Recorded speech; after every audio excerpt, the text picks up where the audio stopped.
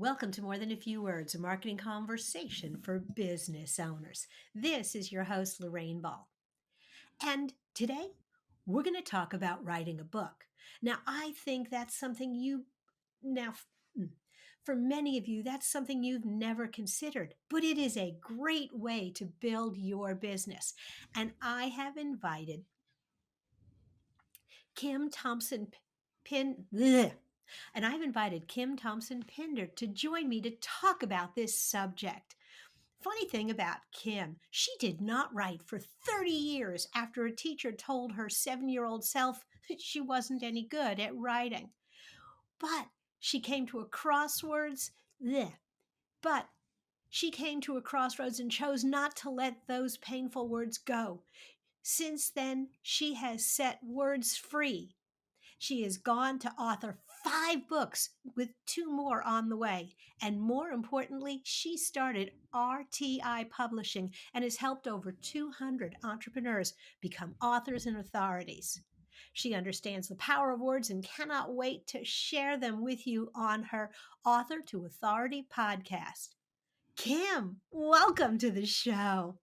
Oh, it's such a pleasure, Lorraine, to be on here today. And you and I just recorded on the Author to Authority podcast just recently. So I am so excited for today's conversation. I am too. And I love that your story starts with someone telling you you can't do something because that's how my story started as well. But I really want to dive into this idea of writing a book to build your business. Talk to me about why I should do that. Well, first, sometimes people are interested in hearing my story because it really is about the power of words. So if you go to rtipublishinghouse.com, you'll see my story there. So if you want the story, you can get it. Uh, There's a perception in this world that authors are more credible experts than people who are not authors. And it's just a perception. It's not true at all. But I tell my clients, why not go with the perception? Absolutely. I love that because perception is reality. There's something about being able to hold up a book and say, I wrote this, that makes people go, wow, that's something I can't do. So I'm going to listen to her. Mhm. Most definitely. And when you look at a book, so I don't, if your audience has never heard this concept before, there's a lot of gurus out there teaching you, oh, write a book and basically business falls into your lap. Sort of that field of dreams, build it and people will come. So that's a lie. Mm-hmm.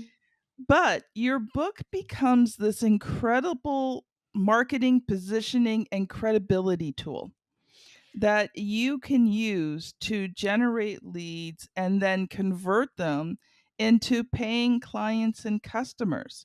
First of all, the credibility. So people see you differently when you are an author. Mm-hmm. But secondly, if you write your book the right way, it overcomes objections, it creates relationships, it shows people that you're the expert to work with. So when you write a targeted book, and it has to be targeted to your target market, and you answer their questions and you solve their problems in the book, guess who they're going to come to when for all the things that they can't do themselves? They're going to come to you because they know, like, and trust you Mm-hmm. and love you.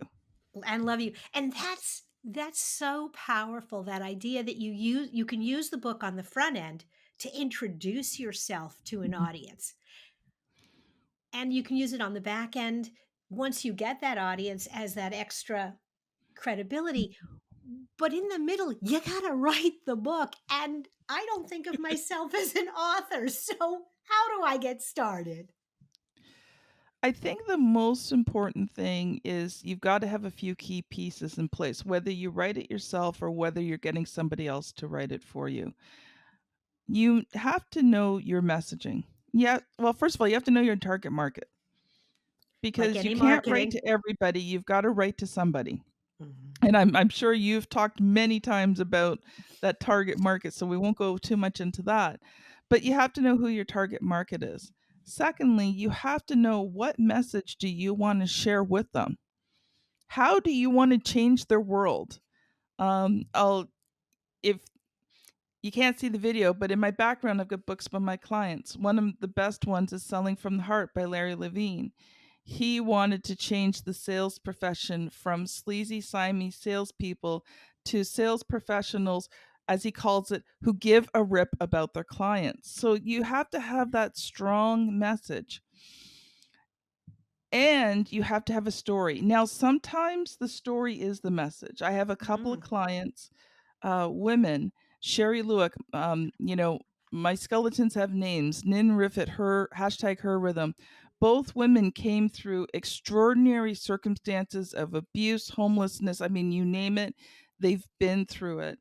And the message is their story of how they've not only survived, but they've learned to thrive. And now they're teaching other people how to do the same.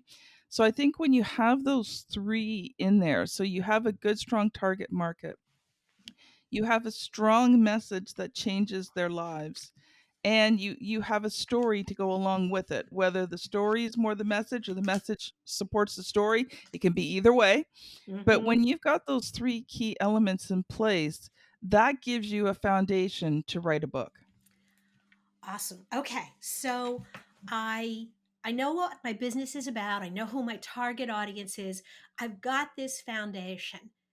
Mhm. And I start writing, and obviously we're not going to give people writing lessons here now, but are there some basic tips or some shortcuts that maybe people can employ to get the process started? Again, if they've never thought of themselves um, as writers.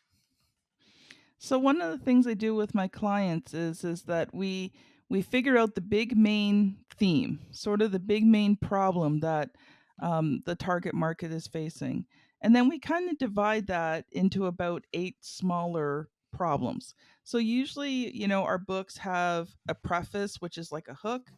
It has a good, strong introductory chapter, which tells the reader exactly what the book is about, who should be reading the book. But then you've got 8 chapters in the middle that are answering questions and solving problems. So each chapter focuses on a specific problem, and then you have a concluding chapter that just sums it all up quite nicely and gives them some action steps. So that's a basic outline of the book. Okay, so I've got my book, and maybe I've hired somebody to co write it, or maybe I've written it on my own. Now I've got what they used to call a manuscript, though there's Mhm. no real manuscript. It's a digital file now. But I've got my manuscript. Suggestions on getting it published. My feeling, my opinion, based on years of expertise, is you self-publish. First of all, the traditional route, you are doing most of the work. Then a publisher will change your book into what you don't want it to, and you make no money because you have to sell the book yourself, and they get all the proceeds. So that's the short form of why traditional publishing does not work. You want to self-publish. If you're going to have to market and sell your own book anyway, you might as well make the money yourself. Mhm. I do suggest if you're writing your book yourself that there are a few people that you hire and you save up money if you need to hire these people. One is a good editor. Mhm. You cannot edit your own work because you cannot see the forest for the trees. So true. Actually, So you can't true. see the trees for the forest. It's usually the reverse. So you want an editor. You want a formatter. You want someone who's going to make that book look good. Now, you can format the book yourself, but you have to learn how. And it Mhm. can be difficult and it's very eye straining work. So that would probably be the third expense. The second expense is pay a good cover designer because, yes, people do judge your book by its cover. Oh, absolutely. Absolutely. Y- it's the same with podcasts. Hmm. When these days you go online and you see 100 marketing podcasts, and if the cover doesn't jump out at you, you skip Hmm. to the next one. And Yeah. I think the same is true. Amazon changed forever.